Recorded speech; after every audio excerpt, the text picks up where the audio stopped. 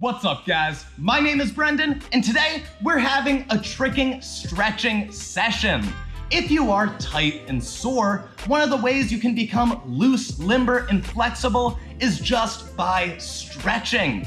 What we're gonna do today is we're gonna start at the top of our body and then go all the way down, stretching as many muscles as we can. If you are a tricking athlete trying to build their flexibility, find some open space and do this routine with me. Trust me, you will see the benefits. But with that said, let's get started. First, we're going to be practicing 2 stretches to help take care of your neck. The first is going to be dynamic neck rolls. You're going to be rolling your head throughout the entire range of motion of your neck. And as you do this, if you feel a spot of tension, just work out there for just a second and then move on to going the other way. And like I said, if you feel a spot where it's a little bit tighter, work on it for a second. There's no need to rush through the stretching. As you stretch, you should be listening to your body and acting on that information to get a better, deeper stretch. You're going to do the dynamic neck rolls, but we're also going to practice 4 static neck stretches, letting your head fall forward, letting your head fall back, and then turning it to the right side and the left. If you practice the neck rolls and do all 4 static neck stretches, that is one of the best things you can do to just keep this body part healthy and moving properly. Next, we're gonna move to stretching our shoulders. The first stretch we're gonna do is super simple. Stick an arm out in front and then pull it across your body using your other arm. As you do this, you should be lengthening throughout your shoulder joint and really bringing it forward to stretch as best you can. If you get into this position and you feel nothing, you're not stretching properly. Next, you want to take your arm and bring it behind your head, grabbing your elbow and then pulling to the side to lengthen your tricep and your lats. You want to really turn your body and curve as you do this stretch. Now, we did these stretches on our right side, so we need to make sure we do them on our left. Whenever you are stretching or conditioning, you need to keep your body symmetrical. If one half of your body gets stronger or more flexible than the other half, it can cause serious issues down the line. So whenever you're stretching or taking care of your body, just make sure you're doing both sides nice and even. There's 2 more stretches we're gonna do for our shoulders. The first is we're gonna take our hands and face them behind us as we scoot our hips forward. Our goal is to try and extend this part of our shoulder and bring it to the ground. One thing you can do to make this stretch a little bit more intense is you can bring your knees from side to side. Doing that will just create a little bit more motion and make the stretch a little bit more dynamic. Finally, our last shoulder stretch is the bridge. To do this, have both feet on the ground, have your hands by your head, and then you're just going to push up, extending your stomach towards the ceiling. You move back and forth to get a little bit extra stretch. But that is all the stretches you should do for your shoulder. Of course, if your shoulder is still tight, just repeat them again. Next, we're gonna take care of our elbows and our wrists. When it comes to the elbow joint, you can't really stretch it. Rather, you just need to work it through its full range of motion, flexing your elbow as much as you can, and then extending it as much as you can as well. Next, when it comes to the wrists, you can of course work the basics, stretching them back, down, from one side and to the other. But one thing you can do that I really enjoy is you can practice supporting your weight through all the different angles and tricking. To do this, just stick your hands together, have your fingertips facing out, and then do a big circle around your wrists. Doing this moves your arms and wrists through their full range of motion and gets them used to the different positions you're gonna need to put your hands down as you go through tricking.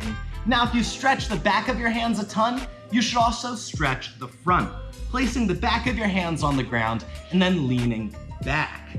When it comes to stretching the forearm and the arm, one thing you can also do is not just stretch, but also massage. Taking your thumb and digging it into your forearm or your bicep is a great way to get your muscles to recover faster than they would if you just did nothing. If you want to speed up your recovery time, massaging and stretching are two things you should definitely be doing. Next, we're gonna move to stretching our chest and lower back. To stretch your chest, it's really easy. You're just going to lie face forward on the ground and stick your arms out to both sides. Next, you're gonna turn to one side and push your chest forward to try and extend throughout your pec. If you do this, you should feel a nice, easy stretch. Do it on one side and then shift to the other. If you don't feel as much of a stretch, really push your chest forward and try and make it proud.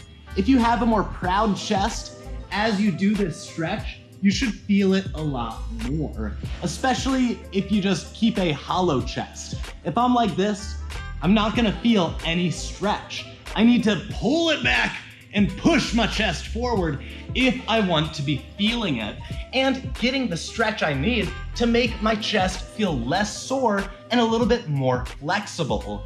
Next, we're gonna move to the lower back. To do this, we're going to do a cross stretch. We're gonna stick our legs out in front and then cross one over the other, making like a figure four. From there, we're gonna take our elbow and turn our chest to the side. As you do this, you should feel a turning and a pulling in your lower back. And you might also crack your back as you do this stretch. That is very common as well. Remember, do it on one side and the other. Don't just stretch on one side more than the other. That will really mess up your body in time. But if you do the chest stretch and the lower back cross stretch, that will do loads to keep your core and chest feeling comfortable and flexible as you move through tricking. Next, we're gonna move to stretching our hips. And if you want good kicks, you need bendy hips. We're gonna start with a simple middle split. Put your hands on the ground, get your legs in a straddle, and then try and get as wide as you can. Starting off, this is about where I feel comfortable. The more I stretch, the deeper I'll be able to get into my range of motion. Once you get into the straddle, move your body weight forwards and backwards. This will give the stretch a little bit of a dynamic quality and make it easy for you to then slide a little bit wider. Now you can keep going with this process until you can stretch as far as you can in a nice big middle split. But you shouldn't just stretch your middle split, you should get both front splits. And for that, what I would recommend is split turns. So get back up on your hands in that straddle position and then kind of squeeze them in so that way you're not as straddled. From there, walk your hands to one side and turn your hips until you have a full split, or in this case, a lunge. Slowly work your weight and try and go deeper and deeper and switch from side to side. Doing the split turns instead of just static splits is a great thing. If you just do the static stretches, you're only going to be stretching that one line of muscle. Whereas if you do something more dynamic like split turns, you stretch all the muscles in between. Now you can do these as much as you want, as often as you want. There's not that big of a risk of overstretching if you're not finding extreme pain. If you get into your middle split and you are just crying because of how painful it is, you can relax. But if not, you should feel a little bit of pain and discomfort as you move from one front split into the next. But you shouldn't just do the splits to help stretch your hips. You should also do butterflies. And they are very easy. Just stick your feet together, get your legs in like a butterfly position, and then just flap your wings. You shouldn't flap like super aggressive, but you shouldn't do nothing either. You do want to have a dynamic motion as you go into the stretch. And if you want to stretch a little bit deeper, you can grab your feet with your hands and push your knees down with your elbows. But if you do splits and some butterflies, you should have nice flexible hips. Finally, we're gonna end by working on our ankles. And to do this, we're just going to do 2 stretches. The first is a figure 4 ankle stretch. Stick one leg out straight and then bring the other over in a figure 4. From there, you're going to manually work your ankle through its entire range of motion, trying to point your toes as much as you can, trying to flex your foot as much as you can, looking at the bottom and the top, and just circling it through that entire range of motion.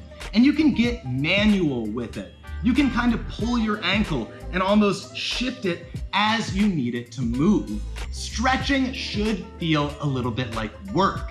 You're not just sitting there going, oh, it's gonna get more flexible. No, you are moving it, changing it, trying to point, trying to flex, trying to do all the things to make this ankle stronger and more flexible. And remember, whenever you do one ankle, you need to also do the other. And again, it's about manually working your foot and your ankle through the entire range of motion, not skipping any part, pointing as much as you can, flexing, turning it from side to side, and really circling it through as much as you can. Finally, we're gonna do one more stretch for our ankle, and that is the Achilles stretch. To do this, you're going to get in a mountain position and then push one heel into the ground. Doing an Achilles stretch is one of the best things to prevent an Achilles tendon tear, an awful injury that can often take a tricker out for about a year or 2 because you have to get surgery and then you have to recover. It's a very long process. But doing simple stretches like the Achilles stretch will do a ton to mitigate the risk of injury as you're tricking. Thank you guys so much for watching. Do me a favor, leave me a comment down below. What do you guys want me to cover in the future? Do you want to learn more about stretching, flexibility, or maybe strength and conditioning, or just tricking itself? Let me know in the comments down below. But thank you again and have a lovely day.